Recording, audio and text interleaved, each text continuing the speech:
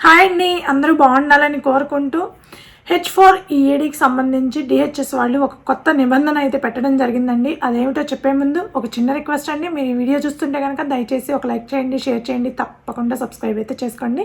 Hype చేయడం మాత్రం మర్చిపోకండి.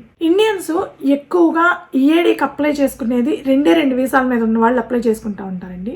ఒకటి F1 ఓపీటీ మీద ఉండే వాళ్ళు స్టెమ్ ఎక్స్టెన్షన్ టైంలో ఈఏడీకి అప్లై చేసుకుంటూ ఉంటారు. రెండోది H4 డిపెండెంట్స్ ఈఏడీకి అప్లై చేసుకుంటూ ఉంటారు. ఈఏడీ అంటే employment authorization document.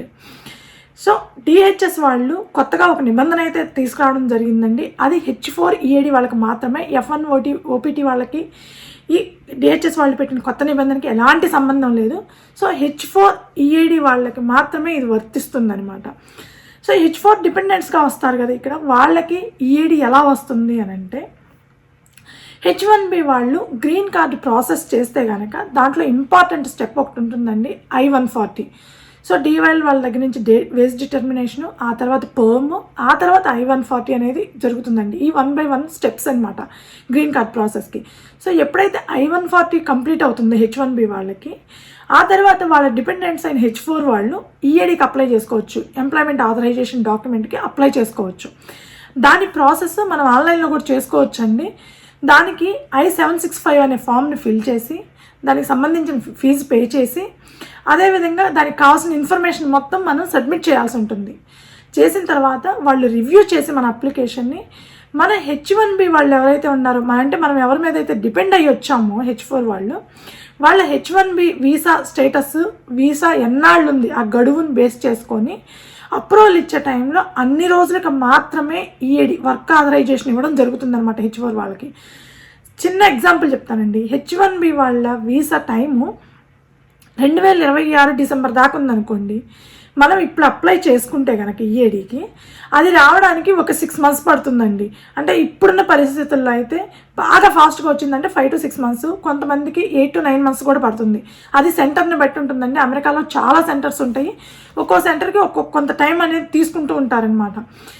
So 6 months అంటే మనకు ఆల్మోస్ట్ ఏప్రిల్ మే అయ్యింది అనుకోండి, మేకి వచ్చింది అనుకోండి. ఆ తర్వాత H1B వాళ్ళ వీసా అనేది కేవలం 7-8 months మాత్రమే ఉంటుంది. సో ఆ 7 monthsకి మాత్రమే ఇస్తారనమాట ఈఏడీ. అయితే ఇప్పటి వరకు ఉన్న రూల్ ఏంటి అని అంటే, ఇదివరకు 2022కు ముందు ఈఏడీ వాళ్ళకి ఎక్స్టెన్షన్ అనేది, ఆటోమేటిక్ ఎక్స్టెన్షన్ అనేది 6 months అంటే 180 daysకి ఉండేదండి. సో ఈలోపు మనం అప్లై చేసుకొని మనకు అప్రూవల్ రాకపోయినా ఆటోమేటిక్ ఎక్స్టెన్షన్ ఉంది కాబట్టి ఓకే 6 months వరకు వర్క్ చేసుకోవచ్చు. అప్పటికి కూడా అప్రూవల్ రాలేదు అని అంటే కనుక మనం జాబ్ నుంచి తీసేయబడతాం అనమాట. మనం జాబ్ చేయడానికి కుదరదు. సో మ్యాక్సిమం 6 monthsలో అయిపోతూ ఉంటుందండి. అయితే కరోనా టైంలో చాలా ప్రాసెస్ డిలేలు చాలా ఎక్కువగా జరిగినాయండి. అందుకోసం అని చెప్పి 2022 మేలో H4EAD ఎక్స్టెన్షన్ ఆటోమేటిక్ ఎక్స్టెన్షన్ అనేది ఇంక్రీజ్ చేయడం జరిగింది. అంటే టైం డ్యూరేషన్ ఇంక్రీజ్ చేయడం జరిగింది. అప్పటి వరకు 180 daysకి మాత్రమే ఆటోమేటిక్ ఎక్స్టెన్షన్ ఉన్న ఈఏడీని కరోనాలో ఉన్న సిచ్యువేషన్స్ని బేస్ చేసుకొని డైరెక్ట్గా 540 daysకి ఇంక్రీజ్ చేయడం జరిగిందండి. అంటే H4EAD వాళ్ళు ఆటోమేటిక్ ఎక్స్టెన్షన్ 6 months నుంచి డైరెక్ట్గా 1.5 yearకి పెంచడం జరిగిందనమాట. సో ఆ 1.5 yearలో ఖచ్చితంగా వీళ్ళకి అప్లికేషన్ అప్రూవల్ అవుతుంది. హ్యాపీగా వాళ్ళకి జాబ్ గ్యాప్ అనేది రాకుండా కంటిన్యూస్గా చేసుకుంటూ ఉండొచ్చు అనమాట. ఎందుకు అని అంటే కరోనా టైంలో ఒక్కొక్కసారి చాలామందికి 10 months 12 months కూడా పట్టింది, అంటే 1 year కూడా పట్టిందండి ఎక్స్టెన్షన్కి. సో అందుకని 2022 మేలో చేంజ్ చేయడం జరిగిందనమాట దాన్ని. అది 540 days అంటే మనకి ఆల్మోస్ట్ 1.5 year అండి. 6 months నుంచి ఆటోమేటిక్ ఎక్స్టెన్షన్ 1.5 yearకి ఇంక్రీజ్ చేయడం జరిగింది. సో ఎవరికి జాబ్ గ్యాప్స్, జాబులు పోతాయి లేదా జాబ్ మానేసి ఇంట్లో కూర్చోవాలి, ఈ ప్రాబ్లం ఏది ఉండేది కాదనమాట. కానీ ఇప్పుడు డిహెచ్ఎస్ వాళ్ళు తీసుకొచ్చిన కొత్త నిబంధన, అది కూడా అక్టోబర్ 30వ తేదీ నుంచి అమల్లోకి రాబోతుంది. అంటే రేపటి నుంచి అమల్లోకి రాబోతుంది. అదేంటంటే ఇప్పుడున్న ఆటోమేటిక్ ఎక్స్టెన్షన్ ఏదైతే ఉందో, H4EAD ఆటోమేటిక్ ఎక్స్టెన్షన్ ఏదైతే ఉందో దాన్ని తీసేయడం జరిగింది. అది కూడా ప్రస్తుతానికైతే టెంపరీగా తీసేయడం జరిగిందండి. పర్మనెంట్గా ఎప్పుడు తీసేస్తారనేది తెలీదు. ప్రస్తుతానికి టెంపరీగా H4EAD ఆటోమేటిక్ ఎక్స్టెన్షన్ కంప్లీట్గా తీసేయడం జరిగిందండి. సో ఎవరైనా సరే H4 EAD ఎక్స్టెన్షన్కి అప్లై చేసుకోవాలి అనుకుంటే 180 days ముందే అప్లై చేసుకోమని చెప్తున్నారు. అంటే 6 months ముందే.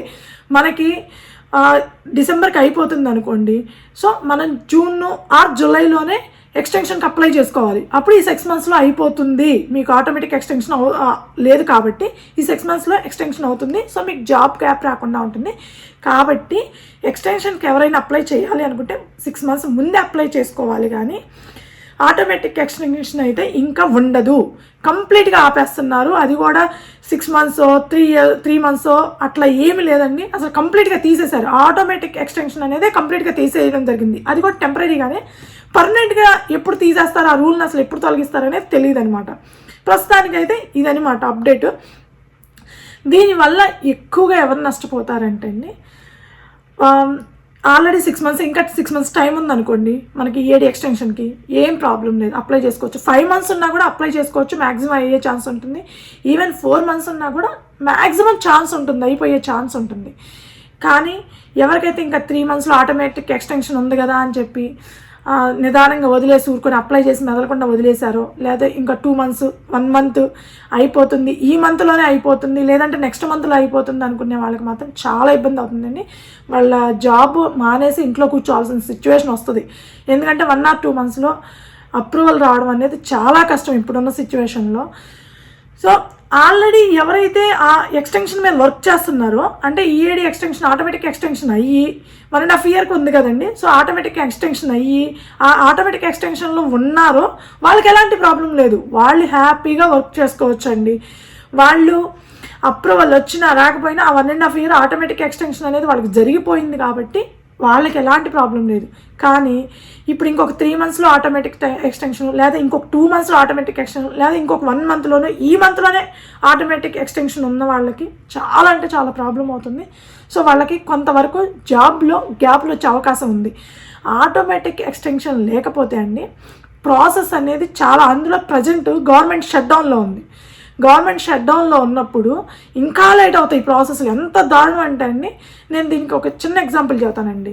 నేను వర్క్ చేయటం లేదు, నేను నాన్ ఎస్ఎస్ఎన్ డాక్యుమెంట్ కావాలి అంటే నో ఎస్ఎస్ఎన్ డాక్యుమెంట్, నేను ట్యాక్స్ పేయర్ని కాదు, నాకు ఎలాంటి ఇన్కమ్ లేదు అమెరికాలో. సో నాకు SSN document, social security number అనేది నేను ఎలిజిబుల్ కాదు అది తీసుకోవడానికి. దాన్ని నేను అప్లై చేసుకుంటే 1 month తర్వాత నాకు అపాయింట్మెంట్ ఇచ్చారండి. 1 month ముందు నేను బుక్ చేసుకుంటే 1 month తర్వాత అపాయింట్మెంట్ ఇచ్చారనమాట. సో ఆ 1 month తర్వాత అపాయింట్మెంట్ టైంకి వెళితే అప్పుడు వాళ్ళు ఇవ్వాలి అనుకుంటే ఇస్తారు, లేకపోతే ఇంకొక 1 week పోస్ట్పోన్ చేస్తారు. సో 1 month టైము అది యాక్చువల్గా 2 daysలో ఇచ్చేదండి, అసలు వితిన్ 5 minutesలో ఇచ్చే డాక్యుమెంట్. దానికి నాకు 1 month టైం పడుతుందనమాట. ఎందుకంటే గవర్నమెంట్ షట్డౌన్, ఎంప్లాయీస్ చాలా తక్కువ మంది వర్క్ చేస్తున్నారు. సో ఇప్పుడు ఎక్స్టెన్షన్కి అప్లై చేసినా కూడా గవర్నమెంట్ షట్డౌన్లో ఉండడం వల్ల వర్క్ స్లోగా జరుగుతుంది కాబట్టి చాలా అంటే చాలా లేట్ అవుతుంది. 1 month to 3 months లోపు ఎవరైతే ఆటోమేటిక్ ఎక్స్టెన్షన్ ఉందని వదిలేసి ఊరుకున్నారో వాళ్ళందరికీ కొంచెం జాబ్ ప్రాబ్లం అయ్యే ఛాన్స్ ఉందండి. జాబులు పోయి ఇంటికాడ కూర్చోవాల్సి వస్తుంది.